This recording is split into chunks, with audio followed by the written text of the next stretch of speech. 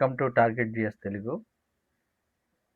ఈరోజు మనం ఈ క్లాస్లో లింకర్స్ గురించి తెలుసుకుందాం. లింకర్స్ అంటే ఎప్పుడైనా మీరు విన్నారో లేదో తెలియదు, కానీ దీనికి సంబంధించినటువంటి పీడిఎఫ్ నోట్స్ అంతా కూడా టార్గెట్ జిఎస్ తెలుగు అనేటువంటి టెలిగ్రామ్ ఛానల్లో ఇవ్వటం జరిగింది. మీరందరూ కూడా ఆ టెలిగ్రామ్ ఛానల్లో జాయిన్ అయ్యి ఈ నోట్స్ అంతా కూడా ఇంగ్లీష్ ఏంటి, తెలుగు ఏంటి, అన్ని సబ్జెక్టులకి నేను ఏవైతే వీడియోలు చేస్తున్నానో ఆ వీడియోలకు సంబంధించినటువంటి నోట్స్ అంతా కూడా టార్గెట్ జిఎస్ తెలుగు అనేటువంటి టెలిగ్రామ్ ఛానల్లో మీకు పీడిఎఫ్ రూపంలో ఇవ్వడం జరుగుతుంది. అలాగే మాక్ టెస్టులు కూడా అందులో ఇవ్వడం జరుగుతుంది. కాబట్టి మీ అందరూ కూడా టెలిగ్రామ్ ఛానల్లో జాయిన్ అయ్యి ఆ టెలిగ్రామ్ ఛానల్ నుంచి డౌన్లోడ్ చేసుకుని చక్కగా చదువుకోవచ్చు. ఈరోజు మనం లెసన్లోకి వెళ్ళిపోదాం.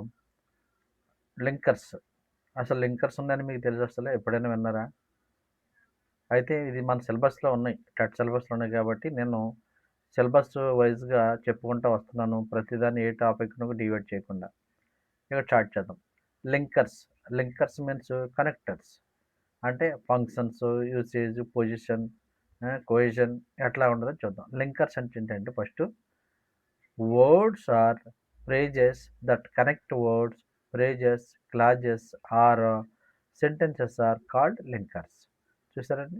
అంటే పదాలు, పదబంధాలు లేదా వాక్యాలను అనుసంధానించే పదాలను లింకర్స్ అంటారు. అంటే కలపటం, సంధానం చేస్తాయి. అంటే ఒక వర్డ్కి ఇంకో వర్డ్కి లింక్ చేసే వాటిని లింకర్స్ అంటాం. ఎగ్జాంపుల్ చూద్దాం, చూడండి. I studied hard, so I passed. ఇక్కడ లింకర్ ఏదో మీరు చెప్పగలరు? ఊహించండి ఒకసారి. రెండు పదాలు, ఇక్కడ ఐ స్టడీడ్ హార్డ్ అన్నాడు, ఐ పాస్డ్ అన్నాడు. ఈ లింకర్ ఏది మధ్యలో కలిపేది, రెండు పదాలు కలిపేది? సో. సో అనేది ఇక్కడ లింకర్. అలాగే చూడండి, she was tired but she continued her work. She was tired, ఆమె బాగా అలసిపోయింది. షీ కంటిన్యూడ్ హెర్ వర్క్ అయినప్పుడు ఇది కంటిన్యూ చేస్తుంది. కానీ రెండింటిని ఏది కలుపుతుంది? బట్ అనేది కలుపుతుంది. ఇట్లాగా ఒక పదాలను కానీ, పదబంధాలను కానీ, వాక్యాలను కానీ ఏవైతే అనుసంధానం చేస్తాయో వాటిని లింకర్స్ అంటారు. అంటే words or phrases that connect words, phrases, clauses or sentences are called linkers or connectors అంటాం. Types of linkers. ఇందులో ఎడిషన్స్. ఎడిషన్స్ అంటే కలిపేవి ఏంటంటే చూడండి. And, also, moreover, besides, as well as, అలాగే ఫర్దర్ మోర్. అంటే ఇవన్నీ కూడా కలుపుతాయి. అంటే ఒక పదాన్ని కానీ, వాక్యాన్ని కానీ కలిపితే లింక్ చేస్తాయి. కాబట్టి వీటిని ఎడిషన్ లింకర్స్ అంటారు. ఎగ్జాంపుల్ చూడండి. Ram is intelligent and hard working. చూసారా? Ram is intelligent and hard working. అంటే తెలియగలవాడు ప్లస్ కష్టపడి పనిచేస్తాడు. అలాగే she sings as well as dances. She she sings as well as dances. ఆమె పాడుతుంది, అలాగే డ్యాన్స్ కూడా చేస్తుంది. అంటే ఇక్కడ ఎడిషన్ అంటే దీన్ని రెండు పదాలని కలిపింది. ఇక్కడ ఏది? As well as. అట్లాగే ఇక్కడ ఎండ్ అనేది కలిపింది. ఇలాగ ఈ విధంగా కనుక మనం ఇంకా మిగిలిన ఉదాహరణలు చూద్దాం. Second one contrast. అంటే వ్యతిరేక భావం కలిగినవి. చూడండి. But, however, although, though, yet, whereas. ఇవన్నీ కూడా వ్యతిరేక భావం కలిగినటువంటి లింకర్స్. కాంట్రాస్ట్ అంటాం దీన్ని. ఇక్కడ ఎగ్జాంపుల్ చూడండి. He's poor but he's honest. చూసారా? He's poor but he's honest. ఇక్కడ బట్ అనేది ఏముంది? ఇతను పేదవాడే కానీ నిజాయితీపరుడు అని చెప్తుంది. అలాగే although it was raining they played. Although it was raining అంటే ఇక్కడ వర్షం వచ్చినప్పుడు ఏం చేయాలి? ఆటలు ఆడకూడదు, కానీ దే ప్లేడ్ అంటే అందుకని ఇక్కడ వ్యతిరేకం అని చెప్తుంది. He was poor but he is honest. సాధారణంగా పూర్ పీపుల్ నిజాయితీగా ఉంటారని అంటూ ఉంటారు, కానీ ఉంటారు, బట్ హీఈస్ ఆనెస్ట్. అలాగే ఆల్దో ఇట్ ఈజ్ రైనింగ్, వర్షం వస్తున్నప్పుడు ఆటలు ఆడకూడదు, కానీ అయినప్పటికీ కూడా దే ప్లేడ్, వాళ్ళు ఆటలాడుతున్నారు. ఇలాగా వ్యతిరేకం భావం కలిగినటువంటి వాటిని కాంట్రాస్ట్ అంటాం. కండి కాంట్రాస్ట్ లింకర్స్ అని మనం అంటాం. Third one cause or reason. కారణాలు. లింకర్స్ ఏంటి? Because, since, as, due to. ఇవన్నీ కూడా రీజన్ కారణాలు. ఎలాగొస్తది చూడండి example. He was absent because he was ill. అలాగే since it was late we left. Since it was late we left. అది అర్థమైంది కదండి. ఇవి కారణం రీజన్ గురించి వచ్చేటప్పుడు మనం because, since, as, due to ఇట్లాగా ఆ వర్డ్స్ని మనం యూజ్ చేస్తాం. రిజల్ట్ వచ్చినప్పుడు ఎలా వాడతాం చూడండి. రిజల్ట్ వచ్చినప్పుడు linkers so, therefore, hence, thus, consequently ఇట్లా వాడతాం. ఎగ్జాంపుల్ చూడండి. She worked hard so she passed. She worked hard so. So అనేది ఇక్కడ ఏం చేస్తుంది? ఫలితం చూపిస్తుంది. షీ పాస్డ్ అని చెప్తుంది. అంటే మనకి రిజల్ట్ అనేది చూపించేవి ఏమన్నా చూడండి. సో, దేర్ ఫోర్, హెన్స్, దస్, అలాగే కాన్సిక్వెంట్లీ ఇట్లాగా ఇవన్నీ కూడా ఫలితాన్ని చూపించేటప్పుడు వాడేటువంటి లింకర్స్. పర్పస్ ఉద్దేశం గురించి సంబంధించినటువంటి లింకర్ చూస్తే to, in order to, so that. Example చూడండి. ఈ studies hard to get good marks. అంటే ఇక్కడ ఉద్దేశం దేనికోసం చదువుతున్నాడు? ఈ స్టడీస్ హార్డ్ కష్టపడి చదువుతున్నాడు. దేనికోసం? టు గెట్ గుడ్ మార్క్స్, మంచి మార్కులు సంపాదించాలని చదువుతున్నాడు. అటు నాకు ఉద్దేశం ఉంది కాబట్టి ఇక్కడ మనం టూని ఉద్దేశపూర్వకంగా వాడే లింకర్స్ కింద యూజ్ చేయొచ్చు. అలాగే షీ స్పోక్ లౌడ్లీ. ఆమె ఎలాగంది? గట్టిగా మాట్లాడింది. ఎట్లాగా? So that everyone could hear, everyone could hear. అంటే she spoke loudly so that everyone could hear. అంటే అందరూ కూడా క్లియర్గా బాగా వినాలని చెప్పేసి లౌడ్లీ గట్టిగా. అంటే ఇక్కడ ఏమొచ్చింది మధ్యలో? సో దట్ అనేది ఇక్కడ ఉద్దేశపూర్వకంగానే మాట్లాడుతుంది కాబట్టి సో దట్ అనేది ఇక్కడ మనకి పర్పస్ లింకర్ కింద మనం యూజ్ చేస్తున్నాం. 6th వన్ టైం, సమయం. ఈ లింకర్స్ దేన్ని వాడతాం చూడండి. సమయం ఎప్పుడైనా చెప్పాలంటే when, while, before, after, until, as soon as. ఇవన్నీ కూడా టైం సందర్భంలో లింక్ చేసేటప్పుడు వాడతాం. ఎగ్జాంపుల్ చూడండి. ఆఫ్టర్ డిన్నర్ అండి. ఆఫ్టర్ డిన్నర్ అంటే డిన్నర్ భోజనం చేసిన తర్వాత. We went for a walk. నేను తిన్న తర్వాత వాకింగ్కి వెళ్తాను అని చెప్తున్నాడు. అట్లాగే ఇంకొకటి నెక్స్ట్ ఎగ్జాంపుల్ చూద్దాం. When I arrived he was sleeping. When I arrived he was sleeping. నేను వచ్చరికి ఆమె నిద్రపోతుంది అని చెప్తున్నాడు. వెన్ అనేది కూడా మనం టైం గురించి టైం లింక్ చేసే సందర్భంలో మనం వాడతాం. మరొకసారి చూడండి. టైం గురించి చెప్పేటప్పుడు when, while, before, after, until, as soon as ఇట్లాగే ఇవన్నీ వాడతాం. మనం ఇవన్నీ ఎంత ఉన్నాయి ఏంటి, సిలబస్ ఏంటనేది ఏమీ కంగారు పడవలసినటువంటి అవసరం అయితే ఏం లేదు. మీరు జాగ్రత్తగా వీడియో అట్లాగా చూసుకుంటా వెళ్తే సరిపోతుంది. ఎగ్జామ్ గుర్తొస్తుంది. ఎందుకంటే అంతకుమించి డెప్త్గా చదవాల్సిన అవసరం లేదు. అలాగే బట్టి పట్టవలసిన అవసరం అయితే కూడా ఏమీ లేదు. 7th వన్ కండిషన్, షరతు. షరతు వచ్చినప్పుడు లింకర్స్ ఏం వాడుతుందంటే I F, if, unless, provided that. ఇవి మనం కండిషన్ షరతు పెట్టినప్పుడు వాడతాం. చూడండి ఎగ్జాంపుల్ చూడండి. If you work hard you will succeed. If అంటే కండిషన్ ఏంటంటే ఇఫ్ యూ వర్క్ హార్డ్, నువ్వు కష్టపడి చదివితే యూ విల్ సక్సీడ్, నువ్వు సక్సెస్ అవుతావు అని చెప్తున్నాడు. అలాగే you can not pass unless you study. ఇక్కడ కూడా చెప్తున్నాడు షరతు ఏంటి? యూ కెన్ నాట్ పాస్, నువ్వు పాస్ ఫెయిల్ అయిపోతావు అర్థం. ఎందుకు? అన్లెస్ యూ స్టడీ, నువ్వు చదవకపోతే నువ్వు ఫెయిల్ అయిపోతావు. అంటే కండిషన్ అక్కడ అన్లెస్ అలాగే ఇఫ్ అనేది condition linkers. 8th one choice linkers చూద్దాం. ఎంపిక. O R, or, either or, neither nor. ఇవన్నీ చాయిస్ ఎంపిక లింకర్స్ అని చెప్పుకోవచ్చు. ఎగ్జాంపుల్ చూడండి. Tea or coffee.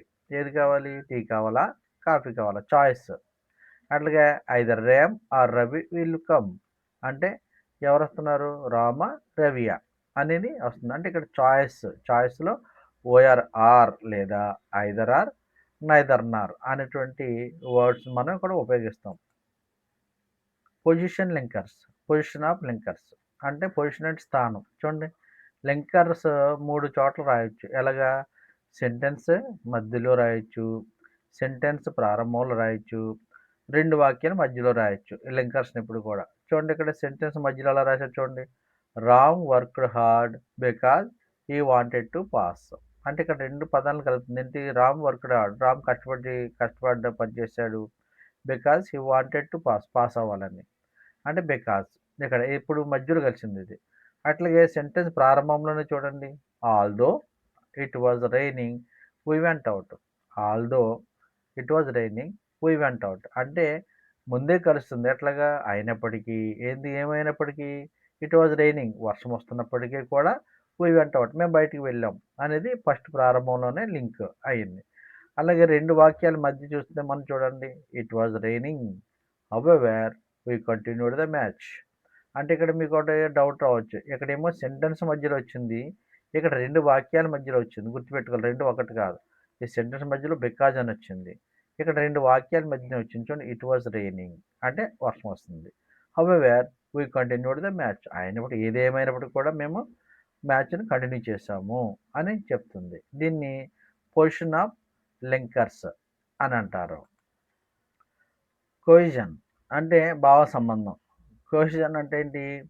వాక్యాలు ఒకదానితో ఒకటి సరైన భావ సంబంధంతో అనుసంధానం అవడాన్ని కొహెజన్ అని అంటాం. కొహెజన్లో చూడండి ఎట్లా ఉందో. It was raining therefore we stayed at home. చూసారా ఎలా ఉన్నాయో? భావ సంబంధం అంటే వర్షం వస్తుంది కాబట్టే వీ స్టేడ్ ఎట్ హోమ్ మేము ఇంటి దగ్గర ఉండిపోయాము. ఇక్కడ దేర్ఫోర్ 2 వాక్యాలను భావపరంగా కలుపుతుంది. It was raining we stayed at home.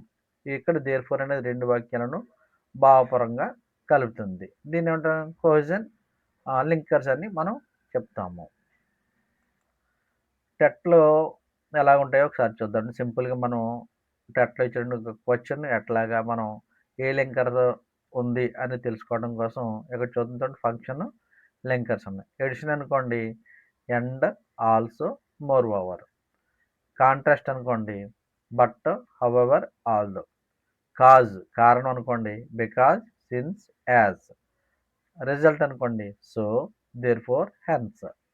Purpose అనుకోండి to, so that, in order to. Time అయితే before, after, when, while. Condition if లేదా అన్లెస్ అంటాం. చాయిస్ అనుకోండి or, either or, neither nor. ఇట్లాగా మనం వీటిని రివిజన్ చేసి గుర్తుపెట్టుకోవచ్చు. ఏబీ టెట్ మోడల్ క్వశ్చన్స్ చూద్దామండి. First one, he was late dash he missed the bus అన్నాడు. ఇక్కడ చూడండి ఇక్కడ ఏమవుతుంది? ఏ లింకర్స్ ఏం పెడతాం చెప్పండి. హీ వాజ్ లేట్ ఏం పెడతాం మనం ఇక్కడ? Because he missed the bus కాబట్టి మిస్డ్ ద బస్ అని పెడతాం. అట్లాగే చూడండి second one, it was raining dash we stayed at home. దీనికి ఏం పెడతాం చెప్పండి? ఆల్రెడీ చెప్పాను ఇందాక. It was raining dash we stayed at home. ఎందుకున్నాం? వర్షం వస్తుంది కాబట్టి ఉన్నాం కాబట్టి. So we stayed at home. So అయితే అని చెప్తాం. అలాగే థర్డ్ వన్ చూడండి, she is poor dash honest. అంటే ఇక్కడ ఏం పెడతాం చూడండి? బట్ అనేది పెడతాం. ఇలాగ ఈ విధంగా మనకి టెట్ ఎగ్జామినేషన్లో ఇవ్వడం జరుగుతుంది కాబట్టి మీరు ఒకసారి వీటిని ఒకసారి రివిజన్ చేయండి. రివిజన్ చేస్తే బాగా అర్థమవుతుంది. ఇప్పుడు నెక్స్ట్ టాపిక్ చూద్దామండి. Language functions. లాంగ్వేజ్ ఫంక్షన్స్ అంటే ఏంటి? Recognising real life communicative purposes.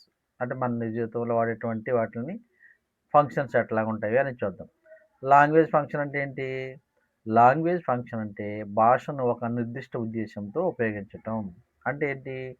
నిత్య జీవితంలో ఒక నిర్దిష్ట భావం లేదా ఉద్దేశాన్ని వ్యక్తపరచడాన్ని భాషను ఉపయోగించే విధానాన్ని లాంగ్వేజ్ ఫంక్షన్ అంటాము. అంటే ఇది ఎట్లా ఉంటాయి ఈ లాంగ్వేజ్ ఫంక్షన్స్ అనేవి మనం ఇప్పుడు చూద్దాం. ఫస్ట్ వన్ గ్రీటింగ్, పలకరించడం. ఎలా పలకరిస్తాం చూడండి. ఎదుటివారిని మర్యాద పలకరించడాన్ని ఏమంటాం? Good morning, hello, how are you అని మనం మాట్లాడతాం. అంటే అన్నీ కూడా లాంగ్వేజ్ ఫంక్షన్గా ఉంటాయి. అని మర్యాదగా పలకరించడాన్ని మనం లాంగ్వేజ్ ఫంక్షన్స్ అంటాం. సెకండ్ వన్ ఇంట్రడ్యూసింగ్, పరిచయం చేయటం. చూడండి తనను లేదా ఇతరులను పరిచయం చేయటం ఎలా చేస్తాం? Example, I am Ramesh, this is my friend Sita. I am Ramesh, this is my friend Sita. ఇలాగా పరిచయం చేయడాన్ని ఇంట్రడ్యూసింగ్ అంటాం. ఇంట్రడ్యూసింగ్ పర్పసెస్, లాంగ్వేజ్ ఫంక్షన్లో ఇంట్రడ్యూసింగ్ పర్పసెస్. థర్డ్ వన్ చూడండి, రిక్వెస్టింగ్, అభ్యర్థించటం. పర్పస్ ఏంటి? మర్యాదగా ఏదైనా కోరటం. ఎగ్జాంపుల్ ఎలా కడతాం? Please help me, could you open the window, ఇట్లాగా మనం రిక్వెస్టింగ్గా అడుగుతాము. అందువల్ల దీన్ని రిక్వెస్టింగ్ పర్పస్ అని చెప్తాం. ఫోర్త్ వన్, గివింగ్ ఇన్స్ట్రక్షన్స్, సూచనలు ఇవ్వటం. ఏదైనా పని ఎలా చేయాలో చెప్పడాన్ని ఏమంటాం? దీన్ని ఇన్స్ట్రక్షన్స్, గివింగ్ ఇన్స్ట్రక్షన్స్ అంటాం. చూడండి, open your book, right your name అని చెప్తాం. సూచనలు ఇస్తున్నాము, సూచనలు ఇవ్వటం జరుగుతుంది. ఫిఫ్త్ వన్, గివింగ్ కమెంట్స్, అంటే ఆదేశాలు ఇవ్వటం. ఎగ్జాంపుల్ చూడండి, స్టాండప్, కీప్ క్వైట్, ఇట్లాగా మనం కమెంట్స్ ఇస్తాం కాబట్టి దీన్ని గివింగ్ కమెంట్స్ పర్పస్ అని చెప్తాం. Next one, asking permission. ఇవన్నీ కూడా మనకి ఈజీగానే తెలుసు కాబట్టి ముందుగానే మీకు అంత ఎక్స్ప్లెయిన్ చేయట్లేదు, ఒకటిని అలాగా చూపించుకుంటూ వెళ్తున్నాను. ఒకసారి గుర్తు చేసుకుంటా, ఒకసారి చూద్దాం. ఆస్కింగ్ పర్మిషన్ చూడండి, may I come in, can I use your pen, ఇట్లాగా మనం అనుమతి, ఆస్కింగ్ పర్మిషన్ అడుగుతూ ఉంటాము. గివింగ్ పర్మిషన్, అనుమతి ఇవ్వటం. ఎగ్జాంపుల్ చూడండి, yes you may, you can go now, ఇట్లాగా మనం గివింగ్ పర్మిషన్ అంటే పర్మిషన్ మనం ఇస్తూ ఉంటాం. ఆఫరింగ్ హెల్ప్, సహాయం అందించటం. చూడండి, సహాయం చేయటానికి ముందుకు రావటం ఏంటండి? Shall I help you, can I help you, అంటే మనం ఆఫరింగ్ అడుగుతాం. ఎవరైనా ముసలోళ్ళు కానీ లేకపోతే ఎవరైనా లేవలేని వాళ్ళు వెళ్ళారనుకోండి, లేదా బ్యాగ్లో పట్టుకెళ్ళకపోతున్నారు అనుకోండి, మనం ఏం చెప్తాం? షల్ ఐ హెల్ప్ యూ అని అడుగుతాం, లేదా కెన్ ఐ హెల్ప్ యూ అని అడుగుతాం. వీటిని ఆఫరింగ్ హెల్ప్ అంటాం. Offering help. సజెస్టింగ్ అంటే సలహా ఇవ్వటం. ఎగ్జాంపుల్ చూడండి, యూ షుడ్ స్టడీ రెగ్యులర్లీ, నువ్వు ప్రతిరోజు చదువు అని చెప్తున్నాడు రెగ్యులర్గా. Why don't you take some rest, నువ్వు ఎందుకు రెస్ట్ తీసుకోకూడదు అని ఇవన్నీ కూడా సలహాలు ఇవ్వటం. ఇవన్నీ మనకి ఇప్పుడు టెట్ ఎగ్జామ్లో ఉపయోగపడకపోయినా మనకి నిజ జీవితంలో చాలా ఉపయోగపడతాయి ఇవి. 10th, అడ్వైజింగ్ అంటే హితబాధ చేయటం. చూడండి example, you should obey your parents, హితబాధ, మీ తల్లిదండ్రులు లోబడి ఉండాలి నువ్వు అని చెప్తాం కదండి. అలాగే you ought to work hard, నువ్వు కష్టపడి చదవాలి అని చెప్తున్నాం. ఇలాగా వీటిని అడ్వైజింగ్ అని అంటాం. 11th, అపాలజింగ్, క్షమాపణ చెప్పడం. ఎప్పుడైనా చూడండి, తప్పుకు క్షమాపణ ఏమని చెప్తాం? ఐ ఆమ్ సారీ అని చెప్తాం, లేదా ప్లీజ్ ఫర్ గివ్ మీ, అంటే మరీ విపరీతమైన తప్పు చేసినప్పుడు ప్లీజ్ ఫర్ గివ్ మీ అని చెప్తాం. లేదంటే చిన్నగా కాలు కానీ ఏదైనా తగిలినప్పుడు లేదా అనుకోకుండా జరిగిన ఐఎమ్ సారీ అని మనం చెప్తాం. ఇవన్నీ కూడా అపాలైజింగ్ అని అంటాము. 12th, థ్యాంకింగ్ అంటే కృతజ్ఞత చెప్పడం. చూడండి, thank you, thanks a lot అని చెప్తాం కదండి. ఏదన్నా ఎవరైనా మనకి హెల్ప్ చేసినప్పుడు మనం చెప్తాము. 13th, కంగ్రాచ్యులేటింగ్. కంగ్రాచ్యులేటింగ్ ఏంటంటే చూడండి, విజయానికి అభినందించడం, కంగ్రాచ్యులేషన్స్ అంటాం, వెల్ డన్ అండి. ఎక్స్ప్రెసింగ్ లైక్స్, డిస్లైక్స్ అంటే ఇష్టం ఇష్టం చెప్పడం. ఏంటి చూడండి, I like cricket, I don't like coffee, ఇలాగ ఎక్స్ప్రెసింగ్ చెప్పడం, లైక్ కానీ డిస్లైక్ కానీ. అలాగే ఎక్స్ప్రెసింగ్ ఒపీనియన్, మన అభిప్రాయం చెప్పడానికి ఏం చెప్తాం? I think it is a good idea, in my opinion English is important. ఇట్లాగ మనం ఇట్లేమో ఎక్స్ప్రెసింగ్ ఒపీనియన్ అంటాం. ఇదేమో ఎక్స్ప్రెసింగ్ లైక్స్ అండ్ డిస్లైక్స్ అని మనం చెప్తాం. అట్లాగే ఇంకా కొన్ని ఉన్నాయి, చూద్దాం, అవి కూడా చూద్దాం. 16th చూడండి, ఇన్విటేషన్, ఆహ్వానించడం. ఎగ్జాంపుల్స్ ఏంటి? Please come to my birthday party, would you like to join us, ఇట్లాగా ఇవన్నీ కూడా ఇన్విటేషన్స్.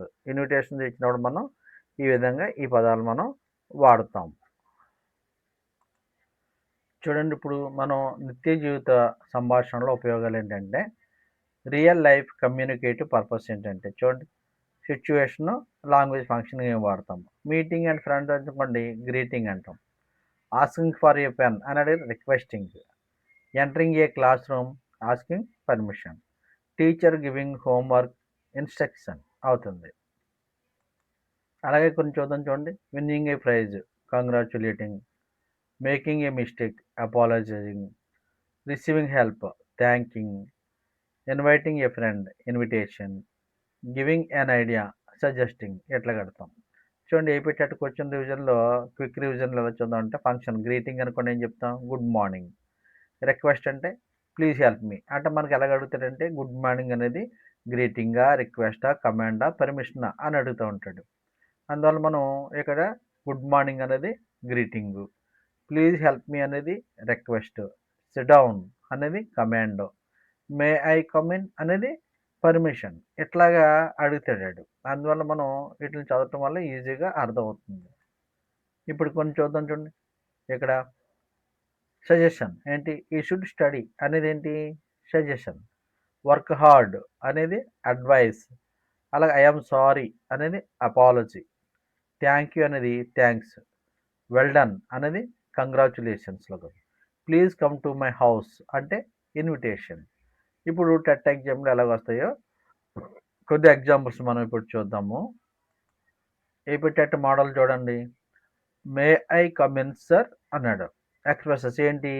గ్రీటింగా, పర్మిషనా, అడ్వైసా, ఇన్విటేషనా అని అడుగుతున్నాడు. చెప్పండి. May I come in sir అన్నాడు. అంటే ఇక్కడ ఏమవుతుంది? పర్మిషన్ అవుతుంది. ఇలాగా ఆన్సర్ పెట్టగలగాలి. అలాగే సెకండ్ క్వెషన్ చూడండి.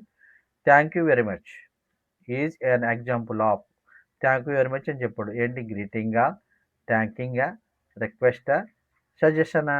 అంటే థ్యాంక్స్ చెప్పడు థ్యాంకింగ్ అని మనం చెప్పవచ్చు. ఇట్లాగా మనం అందులో కొంచెం క్లియర్‌గా క్వెషన్ మనం అర్థం చేసుకోగలిగితే ఈజీగా ఆన్సర్ రాయగలుగుతాము. థర్డ్ వన్ చూడండి. Please lend me your book.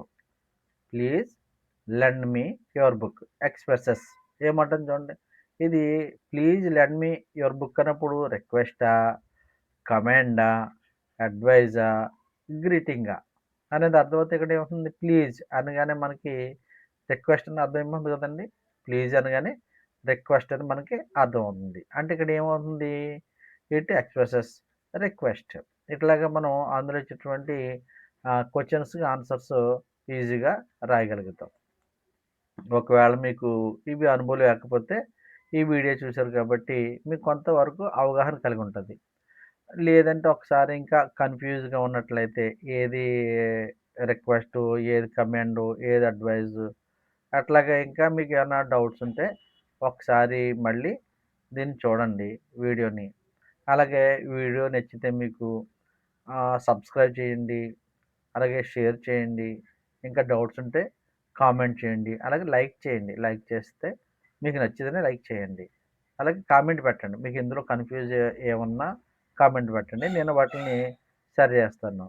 అంటే అట్లాగే దీనికి సంబంధించినటువంటి మెటీరియల్ అంతా కూడా మీకు టెలిగ్రామ్ ఛానల్‌లో పీడిఎఫ్ రూపంలో ఇస్తున్నాను. అందువల్ల టార్గెట్ జీఎస్ తెలుగు అని మీరు టైప్ చేసి టెలిగ్రామ్ ఛానల్‌లో జాయిన్ అయితే మీకు ఈజీగా దీనికి సంబంధించినటువంటి నోట్స్ అంతా కూడా డౌన్లోడ్ చేసుకొని చదువుకోవచ్చు.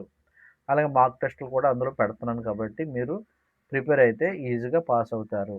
అలాగే మీకు యూట్యూబ్‌లో కింద డిస్క్రిప్షన్‌లో లింక్ కూడా పెడతాను. Telegram channel link. మీరు దాని ద్వారా కూడా మీరు టెలిగ్రామ్ ఛానల్‌లోకి ఎంటర్ అవ్వచ్చు. మీకు వీటిని జాగ్రత్తగా వినియోగించుకోండి. సక్సెస్ అవ్వండి.